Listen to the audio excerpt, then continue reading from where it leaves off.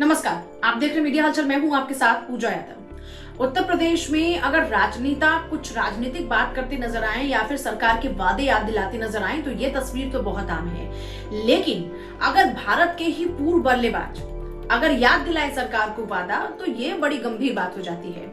दरअसल भारत के जबरदस्त बल्लेबाज रहे सुरेश रैना ने सरकार को एक संज्ञान लेने को कहा है। ये जो संज्ञान है वो दरअसल अंतरराष्ट्रीय स्टेडियम को लेकर है।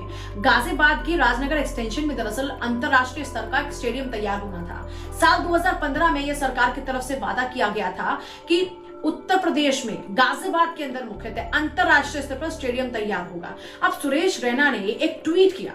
इस ट्वीट में वो सरकार का वादा याद दिला रही है और कह रही है कि आप पुनः इस पर संज्ञान लें। दरअसल ये जो यहाँ अंतरराष्ट्रीय स्तर का जो क्रिकेट स्टेडियम बनना था उसको लेकर वादे तो किए गए, लेकिन वहां पर सिर्फ भूमि पूजन के बाद में काम ठप पड़ा है। यानी कि वहां पर उसके बाद न ईंट न रोड़ा और सिर्फ वहां पर अभी तक कोरा वादा है। इसी को लेकर इसी वादे को याद दिलाते हुए यहाँ देखिए उनकी तरफ से ट्वीट किया गया। अपने ट्विटर हैंडल से बकायदा सुरेश रैना ने कहा कि कब बनेगा यहाँ पर अंतरराष्ट्रीय स्तर का स्टेडियम, आप पुनः इस पर संज्ञान लें। राज्य सरकार से उन्होंने ये गुजारिश की है कि आप इस पर पुनः संज्ञान लें। लेकिन ये हुआ क्यों?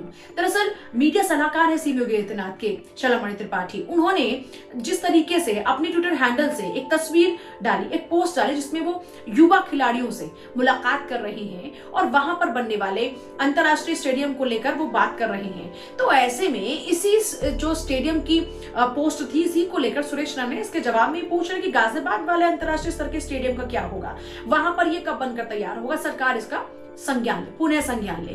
तो आप समझ गए होंगे कि किस तरीके से यहाँ पर अब बात जब उठी है तो आगे राजनीतिक भी होगी।